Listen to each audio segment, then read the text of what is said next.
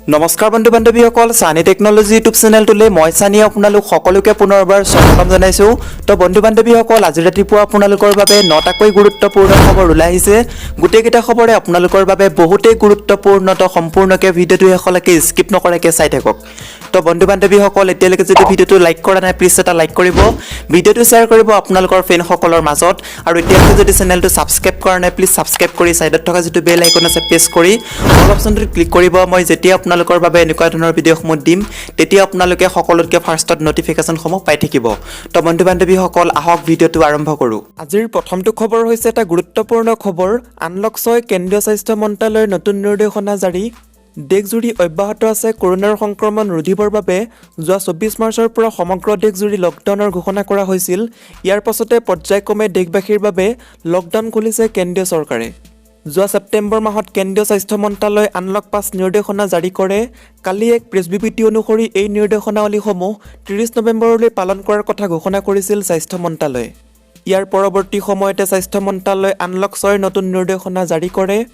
এই নিৰ্দেশনাৱলী অনুসৰি containment zone হিচাপে ঘোষণা কৰা অঞ্চলসমূহৰ আশে-পাশে থকা প্ৰতিষ্ঠান, কৰ্মস্থলী, সকলো বয়স্ত অঞ্চল পুনৰ মুকলি কৰা হ'ব। লগতে ছুইমিং পুলসমূহ ক্ৰীড়াবিদসকলৰ অনুশীলন আৰু প্ৰশিক্ষণৰ বাবে মুকলি কৰা হ'ব। প্ৰদৰ্শনী হলসমূহ ব্যৱসায় সংক্ৰান্তীয় কামৰ বাবে মুকলি কৰি দিয়া হ'ব। লগতে চিনেমা হল, থিয়েটাৰ, মাল্টিপ্লেক্সসমূহ 50% দৰ্শনাৰ্থীৰে মুকলি কৰা হ'ব। 67 মন্ত্ৰালয়ৰ অনুমোদন অনুসৰি ভ্ৰমণকাৰীসকলে আন্তৰ্জাতিক ভ্ৰমণ কৰিব পাৰিব। সামাজিক, শৈক্ষিক, ক্ৰীড়া, মনোৰঞ্জন, সাংস্কৃতিক আৰু ৰাজনৈতিক অনুষ্ঠানসমূহ 200 জন লোকৰ উপস্থিতিত সম্পন্ন কৰিব পাৰিব। লগতে সকলোৱে সঠিকভাৱে মাস্ক পৰিধান কৰক, হাত সঘনাই ধুৱক, 6 ফুটৰ ব্যৱধান ৰাখক। 30 নৱেম্বৰ পৰ্যন্ত কণ্টেইনমেণ্ট জ'নসমূহত কঠোৰ নিৰ্দেশনা পালন কৰক। জৰুৰীকালীন ব্যৱস্থাৰ বাদে সেই অঞ্চলসমূহত বাহিৰা কোনো লোকে প্ৰৱেশ কৰিব নোৱাৰিব। কণ্টেইনমেণ্ট জ'নৰ বাহিৰত কোনো ধৰণৰ লকডাউন প্ৰযোজ্য নহ'ব। আন্তঃজিলা ভ্ৰমণত কোনো ধৰণৰ অনুমোদন অথবা পাৰ্মিটৰ প্ৰয়োজন নহয়। লগতে 65 বছৰ ঊৰ্ধ্বৰ বৃদ্ধ লোক, ৰোগীয়া লোক, অন্তঃসত্ত্বাৰ মহিলা আৰু 10 বছৰ নিম্নৰ শিশুসকলক জৰুৰীকালীন নহ'লে বাহিৰলৈ ওলাই অহাত বাধা প্ৰদান কৰক। পাছৰটো খবৰ হৈছে ডুমডুমাত মন্ত্ৰী হিমন্ত বিশ্ব শৰ্মাৰ কনভয় দুৰ্ঘটনা পতিত। ডুমডুমাৰ বিছাকপি চাহ বাগিচাৰ ফেক্টৰীৰ সন্মুখত এক পথ দুৰ্ঘটনা সংঘটিত হয়। মন্ত্ৰী হিমন্ত বিশ্ব শৰ্মা বিশাল কনভয়েৰে তিনিচুকীয়াৰ পৰা শদিয়ালৈ গৈ থকা সময়ত ডুমডুমা চহৰ পাৰ হৈ বিছাকপি চাহ বাগিচাৰ ফেক্টৰীৰ সন্মুখত দুৰ্ঘটনাটো সংঘটিত হয়। দুৰ্ঘটনাটোত চুকুৰা মুণ্ডা নামৰ শ্ৰমিকগৰাকীয়ে বিছাকপি বাগিচাত কৰ্ম সম্পাদন কৰি ঘৰলৈ গৈ থকা সময়ত মন্ত্ৰীৰ তীব্ৰবেগী কনভয়ৰ এখন বাহনে শ্ৰমিকজনক মহতিয়াই নিয়ে। জানিব পৰা মতে দুৰ্ঘটনা সংঘটিত কৰিয়েই মন্ত্ৰীগৰাকীৰ কনভয় ঘটনাস্থলীত ৰখোৱাৰ পৰিৱৰ্তে দ্ৰুতবেগত শদিয়ালৈ গুচি যায়। অন্যহাতে গুৰুতৰভাৱে আঘাতপ্ৰাপ্ত শ্ৰমিকজনক স্থানীয় লোকে চিকিৎসালয়লৈ নিয়ে যদিও আঘাত গুৰুতৰ হোৱাৰ বাবে ডিব্ৰুগড় অসম চিকিৎসা মহাবিদ্যালয়লৈ প্ৰেৰণ কৰা হয়। কিন্তু প্ৰাপ্ত তথ্য অনুসৰি সংকটজনক অৱস্থাত থকা শ্ৰমিকগৰাকীৰ যোৰহাট মেডিকেল কলেজলৈ প্ৰেৰণ কৰা হৈছে। এনেদৰে এগৰাকী দায়িত্বশীল মন্ত্ৰীৰ কনভয়ে পথচাৰিত মহতিয়াই চিকিৎসাৰ ব্যৱস্থা কৰাৰ পৰিৱৰ্তে পলায়ন কৰা কাৰ্যক ডুমডুমাৰ বিধায়ক দুৰ্গা ভূমিজে গৰিহণা জনোৱাৰ লগতে চুকুৰা মুণ্ডাৰ উন্নত চিকিৎসাৰ লগতে ক্ষতিপূৰণ প্ৰদানৰ দাবী জনায়। পাছৰটো খবৰ হৈছে কলাক্ষেত্ৰত সংৰক্ষিত হ'ব নোৱাৰে লুঙি, কলপতীয়া শাৰী, হিমন্ত বিশ্ব শৰ্মাৰ মন্তব্য। আজি পুৱাই শদিয়াৰ বুঢ়াবুঢ়ী খালত আশীষ লয় মন্ত্ৰী হিমন্ত বিশ্ব শৰ্মাই। আনহাতে সম্প্ৰতি বিতৰ্কৰ সৃষ্টি হোৱা মিয়া মিউজিয়াম সন্দৰ্ভত তেওঁ কয় যে এনে মন্তব্য কৰা লোকজনে নিজেও জানে যে এনে কাম কেতিয়াও নহয়। আমি যেতিয়া নহ'ব বুলি ক'লোঁ এইটো কেতিয়াও নহয়। বিধায়কগৰাকীয়ে কেইটামান ভোট বেছিকৈ পাবলৈ এইবাৰ নাটক কৰিছে। নীলা ৰঙা বেঙুনীয়া একো কলাক্ষেত্ৰত নাহে। কলাক্ষেত্ৰত কেৱল মাত্ৰ মহাপুৰুষ শংকৰদেৱ আৰু অসমৰ খিলঞ্জীয়া জাতীয় জীৱনৰ প্ৰতিচ্ছবিহে তাত থাকিব। তেওঁ যিয়েই নহওক কিয় এইবোৰ কাম ইয়াত নহ'ব বুলি মন্তব্য কৰে মন্ত্ৰী ডক্টৰ হিমন্ত বিশ্ব শৰ্মা। পাছৰটো খবৰ হৈছে মাদ্ৰাছা বন্ধৰ বিৰোধিতা মুছলিম ছাত্ৰ সংস্থাৰ। মুছলমানসকলৰ চিনাকিয়ে হ'ল মাদ্ৰাছা, সেয়েহে অসমত কোনোপধ্যেই মাদ্ৰাছা বন্ধ কৰিবলৈ দিয়া নহ'ব। এই দাবীৰে আজি উত্তাল হ'ল নতুন দিল্লীৰ যন্তৰ মন্তৰ। অসমৰ মুছলিম ছাত্ৰ সংস্থাৰ এই প্ৰতিবাদী কাৰ্যসূচীত অংশগ্ৰহণ কৰে ইণ্ডিয়ান ইউনিয়ন মুছলিম লীগৰ সদস্যবৃন্দ। অসম চৰকাৰৰ বিৰুদ্ধে শতাধিক প্ৰতিবাদকাৰীৰ অভিযোগ, আগন্তুক বিধানসভা নিৰ্বাচনৰ পূৰ্বে ৰাজনৈতিক মুনাফা আদায়ৰ বাবে বিজেপি চৰকাৰে মাদ্ৰাছা বন্ধ কৰাৰ ষড়যন্ত্ৰ ৰচনা কৰিছে। ধৰ্ণা কাৰ্যসূচীৰ অন্তত অসমৰ মুছলিম ছাত্ৰ সংস্থাৰ সভাপতি জালালুদ্দিনে সাংবাদিকৰ আগত বিস্ফোৰক অভিযোগ উত্থাপন কৰি কয় যে দৰাচলতে বিজেপি চৰকাৰখনে অসমত ৰোহিংগিয়া সদৃশ পৰিস্থিতি সৃষ্টি কৰিব বিচাৰিছে। এফালে এনআৰচিক লৈ চক্ৰান্ত, আনফালে মাদ্ৰাছা বন্ধ কৰাৰ চক্ৰান্তৰে ৰাজ্যৰ বিজেপি চৰকাৰখনে অসমখন অস্থিৰ কৰি তুলিব বিচৰা বুলি জালালুদ্দিনে অভিযোগ উত্থাপন কৰে। তেওঁ কয় যে ৰাজ্য চৰকাৰে বিশেষকৈ অসমৰ শিক্ষামন্ত্ৰী ডক্টৰ হিমন্ত বিশ্ব শৰ্মাই মাদ্ৰাছা শব্দটোৰ অপব্যাখ্যা কৰি থকা পৰিলক্ষিত হৈছে। চৰকাৰী মাদ্ৰাছাত যে আন চৰকাৰী বিদ্যালয়ৰ নিচিনা সাধাৰণ পাঠদানো কৰা হয়, সেই কথা সমগ্ৰ দেশৰ আগত লুকাব বিচাৰিছে। কেৱল বেচৰকাৰী মাদ্ৰাছাসমূহতেই আৰবী পাঠ প্ৰদান কৰা হয় বুলি জালালুদ্দিনে সাংবাদিকৰ আগত জানিবলৈ দি এই ক্ষেত্ৰত কেন্দ্ৰীয় চৰকাৰৰ হস্তক্ষেপ দাবী কৰে। লগতে অসমত ধৰ্মৰ নামত চলি থকা ৰাজনীতি বন্ধ কৰাৰো দাবী জনাই মুছলিম ছাত্ৰ সংস্থা অসমৰ লগতে ইণ্ডিয়ান ইউনিয়ন মুছলিম লীগে। পাছৰটো খবৰ হৈছে বতৰৰ আগজাননী। 2021 কংগ্ৰেছৰ নেতৃত্বত হ'ব মহাজোঁটৰ চৰকাৰ, ৰকিবুল হুছেইনৰ মন্তব্য। এয়া বতৰৰ আগজাননী। 2021 কংগ্ৰেছৰ নেতৃত্বত মহাজোঁটৰ চৰকাৰ হ'ব। দিছপুৰত সংবাদ মাধ্যমৰ আগত এই দাবী কৰিছে বিৰোধী উপদলপতি তথা প্ৰাক্তন কংগ্ৰেছী মন্ত্ৰী ৰকিবুল হুছেইনে। ইপিনে হুছেইনৰ মতে এইবাৰ কংগ্ৰেছৰ মহাজোঁটে উজনিত বেছিকৈ আসন লাভ কৰিব। গুৱাহাটীত বহি যিটো দেখি আছোঁ সেইটো নহয়, এইবাৰ কংগ্ৰেছৰ মহাজোঁটে সকলোতকৈ বেছি আসন উজনি অসমত লাভ কৰিব। জনজাতিকৰণ নিদিয়া, চাহ শ্ৰমিকক মজুৰি নিদিয়া ইত্যাদি ক্ষোভ মানুহৰ মনত আছে, সেই ক্ষোভে ভোটলৈ ৰূপান্তৰিত হ'ব, লগতে ৰকিবুল হুছেইনে দাবী কৰি এনেদৰে কয়। অৱশ্যে এআইডিএফৰ লগত বৰ্তমানলৈকে আনুষ্ঠানিক আলোচনা হোৱা নাই বুলি সদৰি কৰি ৰকিবুল হুছেইনে লগতে মহাজোঁট হ'ব বুলি দাবী কৰে। ইপিনে চৰ্চিত মিয়া সংগ্ৰহালয় সন্দৰ্ভতো মুখ খুলি ৰকিবুলে ব্যক্তিগতভাৱে এই প্ৰসংগ সমৰ্থন নকৰে বুলি কয়। ব্যক্তিগত মতামত, এই সময়ত মিয়া মিউজিয়ামৰ প্ৰসংগ আহিব নালাগিছিল। এয়া বতৰ আগজাননী, কংগ্ৰেছৰ নেতৃত্বত মহাজোঁটৰ চৰকাৰ হ'ব। ইপিনে মিয়া সংগ্ৰহালয় প্ৰসংগতে হিমন্ত বিশ্ব শৰ্মাৰ নাম নোলোৱাকৈ ৰকিবুলে কটাক্ষ কৰি কয়, আমাৰ এজনে বিচাৰি আছে এনেধৰণৰ কথা বতৰাবোৰ আলোচনা হওক আৰু পৰিৱেশটো আৰু প্ৰদূষিত হওক। তেওঁৰ এই কথাবোৰত উজনিৰ মানুহ বিক্ৰী হোৱা নাই। তিনি গগৈ গালি পাৰি যে এটা সম্প্ৰদায়ক অপমান কৰিলে সেই কথা জনসাধাৰণে বুজি পাইছে, সেয়েহে সেই জনসাধাৰণৰ ক্ষোভ আছে। তেওঁ মেৰামতি কৰিবলৈ শিৱসাগৰলৈ গ'ল, কিন্তু মেৰামতি নহ'ল, ৰকিবুলে এনেদৰে কয়। ইপিনে মন্ত্ৰী হিমন্ত বিশ্ব শৰ্মাৰ মুখত সভ্যতাৰ যুঁজ প্ৰসংগই শোভা নাপায় বুলি সদৰি কৰে ৰকিবুল হুছেইনে। তেওঁ সভ্যতাৰ কথা কয়, কিন্তু এজন জনজাতীয় শিক্ষকক দিন দুপৰতে মদ খায় বুলি ৰাজহুৱাকৈ ইটিকিং কৰা শিক্ষামন্ত্ৰীৰ মুখত সভ্যতাৰ কথা শোভা নাপায়। এইবোৰ সভ্যতাৰ চিন নেকি? হিমন্তক কটাক্ষ কৰি ৰকিবুলে এনেদৰে কয়। পাছৰটো খবৰ হৈছে কংগ্ৰেছে এতিয়া পাম যোৱা বেলুন, মন্ত্ৰী হিমন্ত বিশ্ব শৰ্মাৰ মন্তব্য। শদিয়াত মন্ত্ৰী হিমন্ত বিশ্ব শৰ্মা দুদিনীয়া কাৰ্যসূচীৰে উন্নয়নৰ বাৰ্তা লৈ শদিয়াত মন্ত্ৰীগৰাকীয়ে অংশগ্ৰহণ কৰে জনসভাত। কংগ্ৰেছৰ চৰকাৰ ক'তো নাই, গতিকে এতিয়া কংগ্ৰেছক ভোট দিলে লোকচান হ'ব, কংগ্ৰেছ এতিয়া পাম যোৱা বেলুন। জগদীশ ভূঞাকো কটাক্ষ মন্ত্ৰী ডক্টৰ হিমন্ত বিশ্ব শৰ্মাৰ। বহাগত যেনেকৈ কুলিয়ে মাতে নিৰ্বাচন আহিলেও তেনেকৈ জগদীশ ভূঞা ৰাইজলৈ কাষলৈ আহে। এনে মানুহক লৈ শদিয়াৰ উন্নতি নহয়।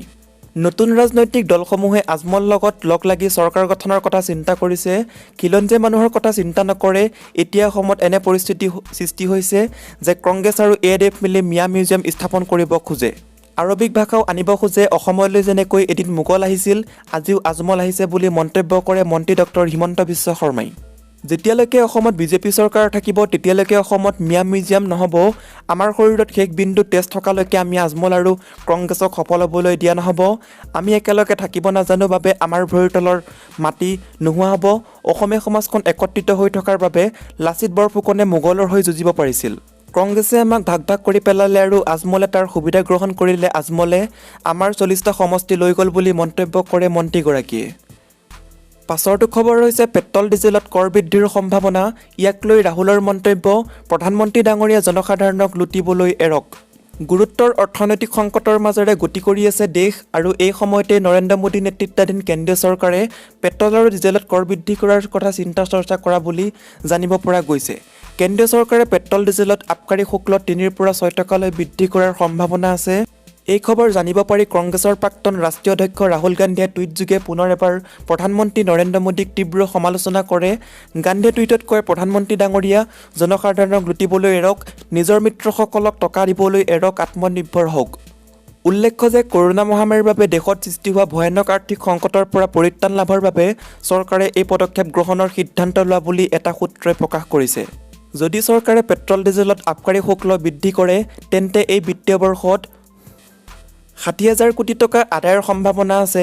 জানিব পৰা মতে আবকাৰী শুল্ক বৃদ্ধিৰ বাবে শীৰ্ষ পৰ্যায়ৰ বৈঠক অনুষ্ঠিত হৈ আছে আৰু এই সন্দৰ্ভত অতি শীঘ্ৰে ঘোষণা কৰাৰ সম্ভাৱনা আছে। উল্লেখ্য যে চৰকাৰে পেট্ৰল ডিজেলত আবকাৰী শুল্ক বৃদ্ধি কৰিলেও ইয়াৰ প্ৰভাৱ যাতে খুচুৰা ব্যৱসায়ত নপৰে তাৰ প্ৰতি বিশেষভাৱে ব্যৱস্থা গ্ৰহণ কৰিব। ইফালে দেশত যোৱা এমাহ ধৰি পেট্ৰল ডিজেলৰ মূল্য বৃদ্ধি হোৱা নাই, সেয়ে আবকাৰী শুল্ক বৃদ্ধি কৰা এইটো উপযুক্ত সময় বুলি অভিহিত কৰিছে বিশেষজ্ঞসকলে।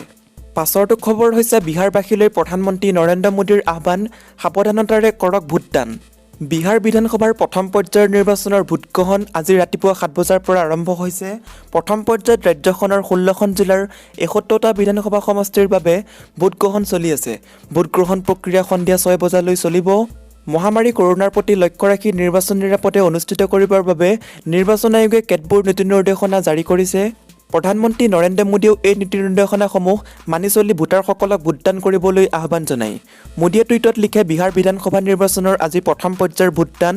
মোৰ অনুৰোধ, ভোটাৰসকলে যাতে কোভিড সম্পৰ্কীয় সকলো সাৱধানতা অৱলম্বন কৰে, সকলোৱে নিজৰ অংশীদাৰী সুনিশ্চিত কৰক।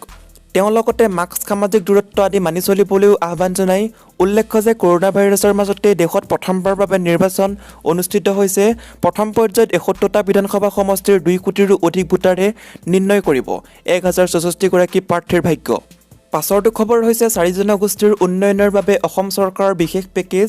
শিৱসাগৰত আহোম জনগোষ্ঠীৰ দল সংগঠনৰ প্ৰতিনিধিৰ সৈতে বৈঠক। অসম চৰকাৰে শেহতীয়াকৈ জাৰি কৰা এক অধিসূচনা মৰ্মে ৰাজ্যখনৰ 4টা জনগোষ্ঠীৰ উন্নয়নৰ বাবে বিশেষ পেকেজ সন্দৰ্ভত আলোচনা কৰাৰ উদ্দেশ্যে আজি শিৱসাগৰ জিলাৰ উপায়ুক্ত কাৰ্যালয়ৰ চুকাফা সভা কক্ষত আহোম জনগোষ্ঠীৰ দল সংগঠনৰ প্ৰতিনিধিৰ সৈতে এক বৈঠক অনুষ্ঠিত হয়। বৈঠকত অংশগ্ৰহণ কৰি যোৰহাট লোকসভা সমষ্টিৰ সাংসদ তপন কুমাৰ গগৈয়ে অসম চৰকাৰে ৰাজ্যৰ 4টা জনগোষ্ঠীৰ উন্নয়নৰ বাবে আগবঢ়োৱা এই বিশেষ পুঁজিৰ বাবে মুখ্যমন্ত্ৰী সৰ্বানন্দ সোণোৱাল আৰু বিত্তমন্ত্ৰী ডক্টৰ হিমন্ত বিশ্ব শৰ্মাক কৃতজ্ঞতা জ্ঞাপন কৰে। তেওঁ এই বিশেষ পেকেজৰ অধীনত পৰিকল্পনা প্ৰস্তুত কৰাৰ ক্ষেত্ৰত নতুন প্ৰজন্মৰ যুৱক যুৱতীৰ স্বাৱলম্বিতাৰ ওপৰত গুৰুত্ব প্ৰদান কৰে। তেওঁ পুৰণি কীৰ্তিচিহ্নসমূহৰ সংৰক্ষণৰ লগতে অগ্ৰাধিকাৰ ভিত্তিত অন্যান্য খণ্ডকো আঁচনি আওতাত অনাৰ পোষকতা কৰে। তেওঁ উল্লেখ কৰে যে ইতিমধ্যে কেন্দ্ৰীয় চৰকাৰে শিৱসাগৰ জিলাক আইকনিক ছাইট হিচাপে গণ্য কৰি 500 কোটি টকা পুঁজি ঘোষণা কৰিছে। তেওঁ লগতে জনতা ভৱনৰ সন্মুখত স্বৰ্গদেউ চাওলুং চুকাফাৰ প্ৰতিমূৰ্তি স্থাপনৰ বাবে ৰাজ্য চৰকাৰে ব্যৱস্থা গ্ৰহণ কৰিছে বুলিও সদৰি কৰে। বৈঠকত উপস্থিত থাকি অসম চৰকাৰৰ ৰাজহ আৰু দুৰ্যোগ ব্যৱস্থাপনা বিভাগৰ মন্ত্ৰী যোগেন মোহনে অসম চৰকাৰে 4 জনগোষ্ঠীৰ উন্নয়নৰ বাবে আগবঢ়োৱা বিশেষ পেকেজৰ পুঁজিৰ সৎব্যৱহাৰ ওপৰত গুৰুত্ব আৰোপ কৰে। আঁচনিসমূহ চয়নৰ সময়ত অগ্ৰাধিকাৰ ভিত্তিত কাম-কাজসমূহ নিৰ্দিষ্ট কৰিবলৈ তেওঁ আহ্বান জনায়। তেওঁ পৰৱৰ্তী বৈঠকত উপস্থিত দল সংগঠনৰ প্ৰতিনিধিসকলক তেওঁলোকৰ পৰামৰ্শৱলী লিখিত ৰূপত দাখিল কৰিবলৈ কয়। তেওঁ পৰিকল্পনা প্ৰস্তুত কৰোঁতে ঐতিহাসিক দৌল দেৱালয়, যমুনা পুখুৰীসমূহৰ সংৰক্ষণ আৰু সৌন্দৰ্য বৰ্ধন আদি কামৰ লগতে নিবনুৱা সমস্যা সমাধান, দক্ষতাৰ বিকাশ, ক্ৰীড়া ক্ষেত্ৰৰ উন্নয়নৰ আদিৰ ওপৰত গুৰুত্ব দিব লাগিব বুলি উল্লেখ কৰে। বৈঠকত জিলা উপায়ুক্ত লক্ষ্মীনন্দন গগৈয়ে আদৰণি ভাষণ প্ৰদান কৰাৰ লগতে বৈঠকৰ উদ্দেশ্যে ব্যাখ্যা কৰে। নিজ বক্তব্যত এই পেকেজ ৰূপায়ণ সন্দৰ্ভত অসম চৰকাৰে আহোম জনগোষ্ঠীৰ বাবে শিৱসাগৰ জিলাত নডেল জিলা হিচাপে ঘোষণা কৰিছে বুলি অৱগত কৰে। কাম-কাজৰ ক্ষেত্ৰত ঐতিহাসিক কীৰ্তিচিহ্নসমূহৰ সংৰক্ষণৰ লগতে যুৱক যুৱতীসকলৰ দক্ষতা বিকাশ, স্বনিয়োজন, ক্ৰীড়াখণ্ডৰ উন্নয়ন আদি বিষয়সমূহত গুৰুত্ব। খবৰটো হৈছে শিক্ষক নিযুক্তি প্ৰক্ৰিয়াত সৃষ্টি হ'বগৈ নেকি বেমেজালি? হাতে হাতে প্লেকাৰ্ড লৈ প্ৰতিবাদত বহিল টেট উত্তীৰ্ণ চাকৰি প্ৰাৰ্থীসকল।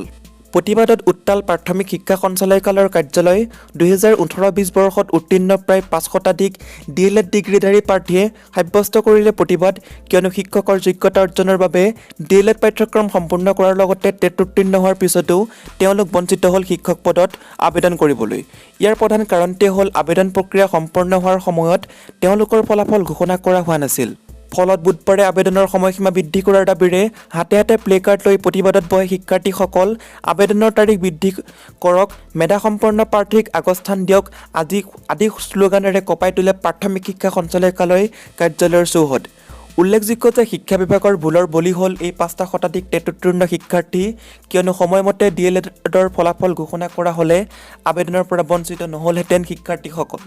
আবেদন প্ৰক্ৰিয়া শেষ হোৱাৰ পিছত ফলাফল ঘোষণা কৰাৰ বাবে যোগ্যতা থাকিও এতিয়া চাকৰি লাভৰ পৰা বঞ্চিত হোৱাৰ আশংকাত দিন পাৰ কৰিবলগীয়া হৈছে শিক্ষাৰ্থীসকলে।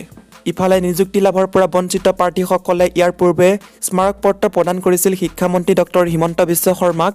পিছে বিভাগীয় মন্ত্ৰীগৰাকীয়ে আবেদনৰ সময়সীমা বৃদ্ধি কৰাৰ ক্ষেত্ৰত কোনো ব্যৱস্থা হাতত নোলোৱাত প্ৰতিবাদ মুখৰ হৈ পৰে শিক্ষাৰ্থীসকল। পিছত প্ৰাথমিক শিক্ষা সঞ্চালকালয়ে তেওঁলোকৰ দাবীৰ সম্পৰ্কে দিছপুৰলৈ আবেদন কৰিব বুলি এক প্ৰস্তাৱ গ্ৰহণ কৰে। আৰু আজিৰ শেহতীয়া খবৰটো হৈছে ফেব্ৰুৱাৰী মাহৰ প্ৰথম ভাগত নহয় এইবাৰ মেট্ৰিক পৰীক্ষা। বিশ্বত কৰোনা মহামাৰীয়ে গ্ৰাস কৰাৰ বাবে বহু ধৰণে ক্ষতিগ্ৰস্ত হৈছে জনসাধাৰণ। এই ক্ষতিসাধনৰ লগতে ছাত্ৰ ছাত্ৰীয়ে পঢ়াৰ ক্ষেত্ৰতো ক্ষতিৰ সন্মুখীন হোৱাৰ লগতে অনলাইন পাঠদানৰ জৰিয়তে আগবঢ়াই নিব লগা হৈছে, কিন্তু সেয়াই যথেষ্ট নহয়। তাৰ বাবে আগতকৈ কিছু পলমকৈ অনুষ্ঠিত হ'ব এইবাৰ পৰীক্ষা। এই গুৰুত্বৰ সিদ্ধান্তৰ কথা উল্লেখ কৰিছে ছেভাৰ পৰীক্ষা নিয়ন্ত্ৰণ নয়নজ্যোতি শৰ্মাই। কিন্তু ফলাফলৰ ক্ষেত্ৰত আগৰ দৰে সময়তে লাভ কৰিব বুলি গুৰুত্বপূৰ্ণ মন্তব্য নয়নজ্যোতি শৰ্মাৰ। মঙলবাৰে জুৰিয়াত উপস্থিত হৈ এই কথা প্ৰকাশ কৰে ছেভাৰ পৰীক্ষা নিয়ন্ত্ৰক নয়নজ্যোতি শৰ্মাই। তাৰোপৰি মূল পাঠ্যক্ৰমৰ পৰা 30% পাঠ্যক্ৰম কৰ্তন কৰাৰ কথা সংবাদ মাধ্যমক অৱগত কৰায় আৰু কৰ্তন হোৱা 30% পাঠ্যক্ৰমৰ জ্ঞান ছাত্ৰ ছাত্ৰীক পৰৱৰ্তী সময়ত দিয়াৰ বাবে সংকল্প লোৱাৰ আহ্বান জনায় শিক্ষক সমাজক। মঙলবাৰে দগাঁও মহাবিদ্যালয় আৰু আদৰ্শ জাতীয় বিদ্যালয় দগাঁৱৰ যৌথ উদ্যোগত আয়োজিত লকডাউনৰ পৰিস্থিতি আৰু ছাত্ৰ ছাত্ৰীৰ ভৱিষ্যত শীৰ্ষক শৈক্ষিক আলোচনা চক্ৰ আদৰ্শ জাতীয় বিদ্যালয়ৰ প্ৰেক্ষাগৃহত অনুষ্ঠিত হৈ যায়। শিক্ষককে চাকৰি কৰাৰ মনোবৃত্তিৰে নহয়, শিক্ষকতা কৰাৰ মনোবৃত্তিৰে ভিন্ন কৌশল অৱলম্বন কৰি পাঠদানৰ পোষকতা কৰা ধিং সমষ্টিৰ বিধায়ক আমিনুল ইছলামে। তাৰোপৰি পৰীক্ষা নিয়ন্ত্ৰকগৰাকীয়ে 2 শতাধিক ছাত্ৰ ছাত্ৰী আৰু শিক্ষক সমাজক উদ্দেশ্যে কৰি এই কৰোনা কালৰ বহুতো সমস্যাৰ সৃষ্টি হৈছে যদিও আমি তাৰ সমাধানৰ বাট উলিয়াই যাব লাগিব বুলিও মন্তব্য প্ৰকাশ কৰে। বন্ধু বান্ধৱীসকল, আজিৰ এই ভিডিঅ'টোৰ মাধ্যমেৰে আপোনালোকক বহুকেইটা গুৰুত্বপূৰ্ণ খবৰ দিব চেষ্টা কৰিলোঁ। যদি খবৰকেইটা শুনি ভাল লাগিছে লাইক কৰিব, শ্বেয়াৰ কৰিব, চেনেলটো ছাবস্ক্ৰাইব কৰি ছাইডত থকা যিটো বেল আইকন আছে প্ৰেছ কৰি অল অপশ্যনটো ক্লিক কৰিব একেবাৰে নাপাহৰিব এনেকুৱা ধৰণৰ ৰেগুলাৰ খবৰসমূহ পাই থাকিবলৈ। তো বন্ধু বান্ধৱীসকল, আজিলৈ বাই বাই। আকৌ এটা নেক্সট ভিডিঅ'ত লগ পাম। জয় আই অসম।